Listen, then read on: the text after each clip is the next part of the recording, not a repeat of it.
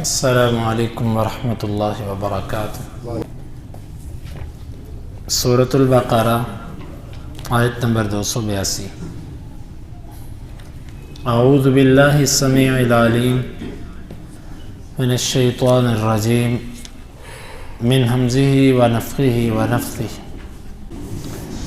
یہ آیت مبارکہ کلمات کی تعداد کے اعتبار سے قرآن مجید کی سب سے بڑی آیت ہے، اور قرآن مجید کی سب سے چھوٹی آیت حرفوں کے اعتبار سے وہ ہے ثم نظر، 29ویں پارے کے اندر ثم نظر۔ اور قرآن مجید کے اندر دو آیتیں ایسی ہیں کہ جنہوں نے پوری حروف تہجی یعنی الف با تا ثا، الف سے لے کے یا تک پوری الف با جن آیتوں کے اندر آتی ہے وہ قرآن مجید کے اندر دو آیتیں ہیں۔ ایک سورہ فتح کی آیت ہے محمد الرسول اللہ والذین معہ اشداء علی الکفار۔ آپ اس آیت کو پڑھیں، اس پوری آیت کے اندر پوری الف با کلمات کے اندر ذکر کی گئی ہے۔ اور دوسری آیت مبارکہ وہ آل عمران کی 153 نمبر آیت ہے کہ جس میں اللہ رب العالمین نے جب اس آیت کو بیان کیا تو اس میں سارے ہی حروف جو تہجی ہیں یہ مکمل اس میں ذکر ہے۔ تو یہ ایک نقطہ تھا جو مفسرین نے لکھا، میں نے آپ کے گوش گزار کر دیا۔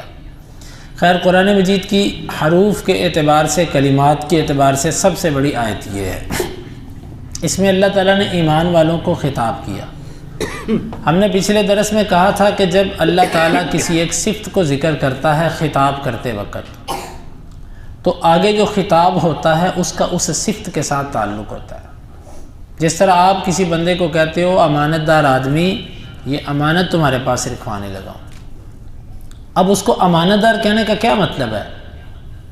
اس کو امانت دار کہنے میں غرض یہ ہے کہ تمہاری امانت داری کا جو تقاضا ہے وہ اس امانت کے بارے میں پورا ہونا چاہیے، اس میں کسی طرح کمی کوتاہی نہ ہو۔ یہاں پر فرمایا اے ایمان والو، جب تم معاملہ کرو قرض کا تو لکھ لیا کرو۔ اللہ تعالیٰ نے ایمان والوں کا ذکر کیا، اور اس میں اشارہ اس بات کی طرف ہے کہ تمہارے ایمان کے کامل ہونے کی علامات میں سے، جن چیزوں سے ایمان کامل ہوتا ہے ان میں سے ایک یہ ہے کہ جب تم لین دین کا معاملہ قرض کی صورت میں کرو تو اس کو لکھ لو۔ جو نقد بہ نقد ہے اس کا تو مسئلہ ہی کوئی نہیں، کیونکہ عام طور پر جو بندہ کسی سے قرض لیتا ہے، چاہے وہ نقدی روپے پیسے کی صورت میں ہو، چاہے وہ سامان کی صورت میں ہو، اس کی دو تین صورتیں ہوتی ہیں۔ ایک ہوتا ہے کہ اس کی مدت مقرر کی گئی ہے کہ فلاں تاریخ کو پیسے دینے ہیں۔ ایک صورت ہوتی ہے کہ اس کی مدت ہی نہیں مقرر کی گئی، مبہم رکھا گیا، بس ٹھیک ہے یار میں دے دوں گا تمہیں۔ تو اللہ کے نبی صلی اللہ علیہ وسلم جب مدینہ تشریف لائے تو یہاں پر لوگ ایسا کرتے تھے، بیع سلف کیا کرتے تھے۔ بیع سلف یہ ہوتی ہے کہ پیسے پہلے دینا اور سودا بعد میں لینا۔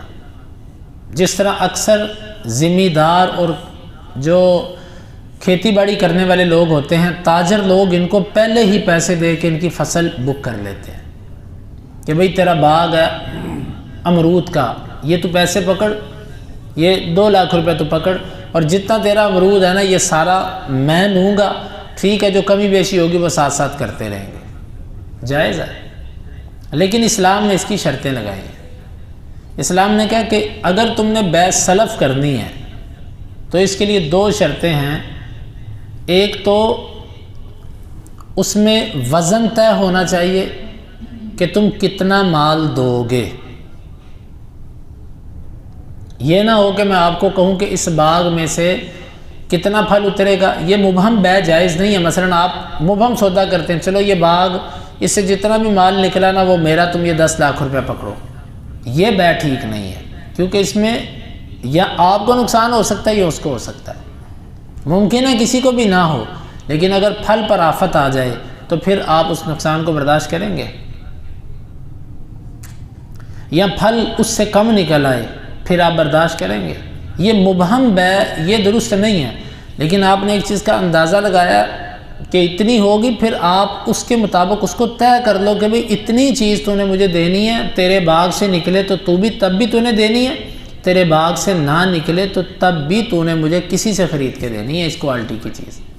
تو پہلی چیز اس کی مقدار طے ہونی چاہیے کہ تم مجھے یہ مال کتنی مقدار میں دو گے، اپنے باغ سے دو کہ کسی سے لے کے دو، مقدار بتاؤ کتنی ہوگی۔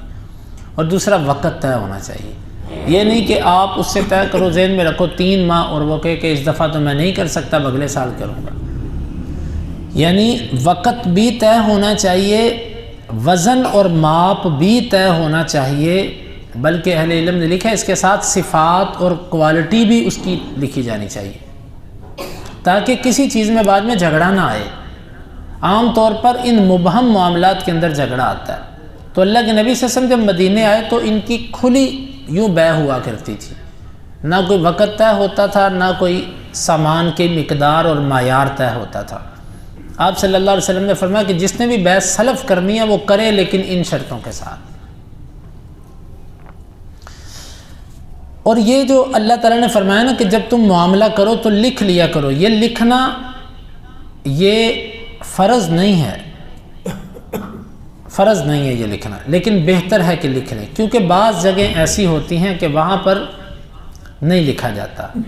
مثلا کوئی بندہ امانت دار ہے، جس طرح کہ اللہ کے نبی صلی اللہ علیہ وسلم کے بارے میں آتا ہے آپ نے کئی لوگوں سے قرض لیا، لیکن ثابت نہیں ہے کہ آپ نے وہاں پر لکھا، حتیٰ کہ جب آپ فوت ہوئے تو آپ نے یہودی سے جو ہے وہ قرض لیا تھا اور اپنی زیرہ اس کے پاس ادھار رکھوائی ہوئی تھی، لیکن ثابت نہیں ہے کہ آپ نے کوئی لکھوایا تھا، لیکن آپ نے وہاں پر ضمانت کے طور پہ ایک چیز دے دی تھی۔ لیکن بعض دفعہ ایسے ہوتا ہے انسان کچھ بھی نہیں دیتا اور قرض دیتا ہے۔ حدیث کے اندر آتا ہے بنی اسرائیل کا ایک شخص تھا، سفر کے دوران اس کو ضرورت پڑی پیسوں کی، وہ ایک بندے کے پاس گیا، اس نے کہا مجھے 1000 دینار چاہیے، 1000 دینار، بہت بڑی رقم ہے، اچھے وقت تھے۔ اس بندے نے کہا میں تمہیں پیسے دے دیتا ہوں لیکن گواہ لاؤ۔ اس نے کہا گواہ اللہ۔ اس نے کہا کوئی ضامن لاؤ، مثلا تم اگر مکر جاتے ہو تو تمہاری جگہ پہ کون تمہاری ضمانت بھرے گا؟ اس نے کہا میرا ضامن بھی اللہ۔ بس یہ بات کہنے والا بھی یہ بات دل سے کہہ رہا تھا اور وہ اللہ کے ساتھ اس کا تعلق تھا، اور جس سے وہ پیسے مانگ رہا تھا وہ بھی رب سے تعلق رکھتا تھا۔ اس نے کہا تو نے بہت بڑا نام لے لیا اور بہت بڑا گواہ اور بہت بڑا ضامن تو نے پیش کیا۔ اس نے 1000 دینار اس کو دے دیے۔ وقت طے ہوا، وہ بندہ آیا، اس جگہ پر اس کو دریا پار کرنا تھا، اس کو کشتی نہ ملی، وہ کھڑا رہا، بالآخر اس نے ایک لکڑی پکڑی، اس نے کوریدا، اس کے اندر سوراخ ہول بنا کے اس نے 1000 دینار اس میں ڈالے اور پھر اس لکڑی کو بند کر دیا اور اس کو پانی میں بہا دیا اور کہا اللہ میں نے تجھے ضامن بنایا تھا اور آج کی تاریخ تھی، اللہ یہ لکڑی میں پانی کے سپرد کر رہا ہوں اور تو اس لکڑی کو اس تک پہنچا دے۔ دوسری طرف وہ بندہ بھی وقت پہ آیا تھا کہ آج اس کا وعدہ تھا اور اللہ کو اس نے ضامن بنایا تھا، لیکن بندہ نہیں آیا، انتظار کرتا رہا۔ جب جتنی دیر اس نے انتظار کیا جب وہ جانے لگا تو اس نے ایک لکڑی دیکھی، اس نے کہا کہ چلو میں یہ لکڑی گھر لے جاتا ہوں تاکہ میں اس کو آگ جلاؤں، اپنے کسی کام میں لے آؤں گا۔ اس نے جب لکڑی اٹھائی گھر لے گیا، اس نے لکڑی جا کر جب اس کو چیرنے لگا، کاٹنے لگا، کاٹا تو اندر سے وہ سکے نکل آئے، 1000 دینار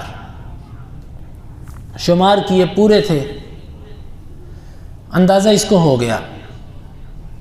پھر اس بندے کی اب دیکھیں کہ اس کی امانت دیانت کیسی تھی۔ اللہ تعالی ہمیں دین کے ساتھ ساتھ اپنے معاملات بھی ایسے کرنے کی توفیق عطا فرمائے۔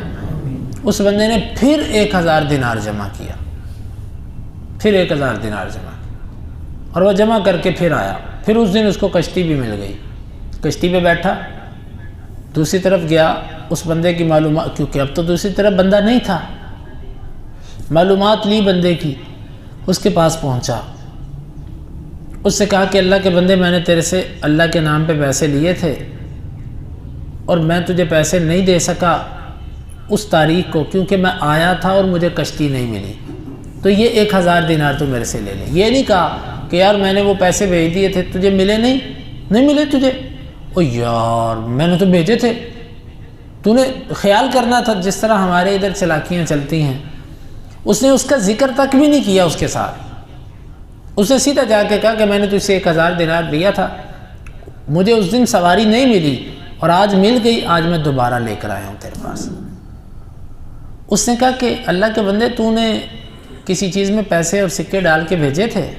اس نے کہا ہاں میں نے لکڑی، پھر اس نے کہا ہاں میں نے ڈالے تھے لکڑی میں 1000 سکہ۔ اس نے کہا بس ٹھیک ہے، یہ تو تیرا 1000 یہ تو واپس لے جا، وہ تیرے پیسے پہنچ چکے مجھے۔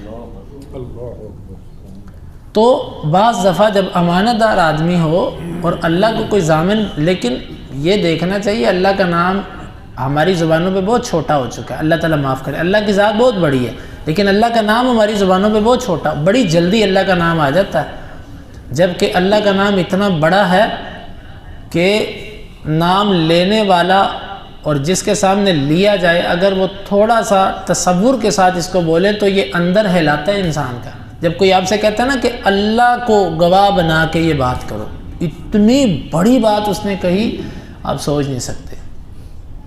اس پہ انسان کو کٹنا مرنا قبول ہونا چاہیے، لیکن اللہ کی جب ذات کا نام آ جائے تو اس سے بڑا کچھ نہیں ہے۔ تو اللہ تعالیٰ ہمیں یہ توفیق عطا فرمائے کہ اس کا نام ہمارے دلوں میں بڑا ہو جائے۔ تو بات یہ کر رہا تھا کہ یہ لکھنا ضروری نہیں ہے، لیکن علماء نے لکھا کہ بہتر ہے کہ اس کو لکھ لیا جائے یا اس پر گواہ بنا لیا جائے۔ فَاكْتُبُوا، پس تم اس کو لکھ لو۔ یہاں سے انشاءاللہ اس آیت مبارکہ کی تفسیر اگلے درس میں اللہ تعالی ہمیں سمجھنے کی اور اس کے تقاضوں کو پورا کرنے کی توفیق عطا فرمائے۔